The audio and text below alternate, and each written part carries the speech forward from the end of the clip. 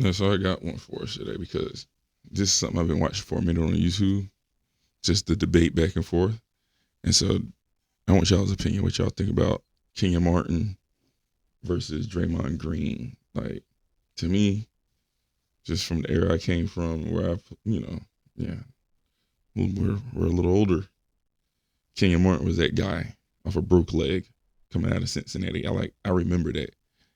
Draymond Green, he's definitely helped. He's a focal point of those winning teams, championship teams.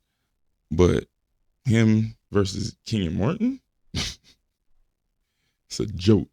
Kenyon Martin would embarrass this man night to night. But let's just listen to this real quick and give me y'all's take. Be sure to like, share, subscribe. Give me your opinion, though. I want to have a back and forth about this one because I'm sure people that had never seen Kenyon Martin play in his prime might be like, Draymond Green. Let's talk about it, though.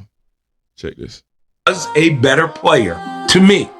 Kenyon Martin was the number one pick coming out of college after he broke his leg. Yeah. Kenyon has shown early in his career he could be a main focal point of a team and go to the finals. Okay, this message is to Kenyon and Draymond only. I'm going to talk about both of you guys to you guys. Or first of all, Draymond. Let me talk about Kenyon first. Kenyon was maybe the most elite defender, physically, communication-wise, intensity, all the things. That's who Kenyon was. Kenyon showed up. He had a chance at Rookie of the Year, but was coming off a major injury, was still the number one pick. That's how dominant. See what I'm saying? That man came off an injury. Like, the injury is a broke leg. He had a broke leg. He broke his leg and still was number one in the draft. That's crazy. You never seen nobody get what? Well, hold on. Odom. What's his name? Not Lamar Odom. I'm talking about from Ohio State. Shit. Big man. Anyhow, didn't he get injured his draft year? Not sure. I might be wrong, but other than that, I've never seen nobody get drafted number one and broke their damn leg off a major injury. Crazy. He was in college. When I got there and I was a defender, Kenyon was so elite defensively. The Nets were picked to finish second to last. Go ahead, I know it was 25 years ago. We were picked to finish second to last in our conference. We led the conference start to finish and went to the finals. And that was because, in my opinion, obviously Jason Kidd was our Steph Curry. Kenyon Martin, guard 1 through 5. We could switch 1 through 4 with Jason Kidd and him. He could guard 1 through 5. He's skinny. He's a skinny boy. So the same toughness of being undersized and having to go against Alonzos and Tim Duncans and those dudes, Kenyon was very similar to you, Draymond, as an individual. And won't no damn pushover.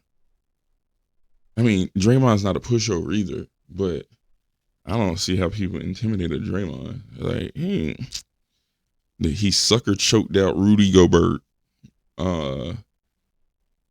Like he kicked Bron in the nuts. Like, stuff he be doing ain't no damn tough man shit. Kenyon will pop you in your damn mouth. You know what I'm saying? Like, there's a difference from that era and what Draymond be on. Kenyon would knock that man out.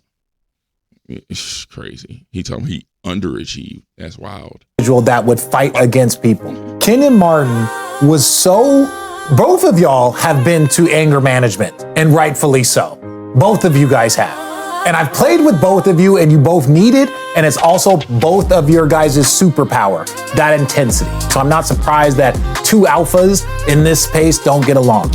I will not disrespect Draymond and all of his accomplishments, but I'm sure is not going to disrespect Kenyon and his ability. He was a one-time All-Star, but think about it. He has no all-defensive team, I don't believe, but he helmed the number one defense from my first year and my second year, our 2 NBA Finals years. He helmed the number one defense. He was the center. He was the 2. He was guarding every position. He was that dude. While he should have, in my opinion, it was maybe his rebounding numbers weren't high enough because you had the Ben Wallaces, you had those Dikembes. How are you not on an all-defensive team in Kenyon's defense? If you're running those 2 top defenses, you should be on the all-defensive team.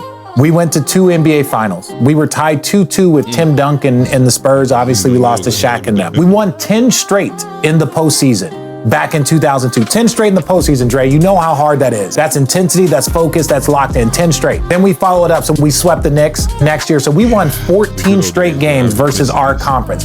That was the defensive intensity that Kenyon held. Obviously, J. Kidd was the dude. He was the all-defensive guy.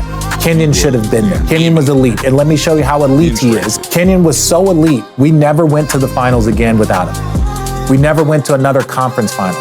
We went to multiple playoffs, we never went to another conference. Man, like, share, subscribe. Let me know what y'all think. Please drop a comment. What y'all think? Draymond, Kenyon. It's easy to me. It's Kenyon for sure. Do your research. Do your homework, as the kids say. Till next time, holla at me.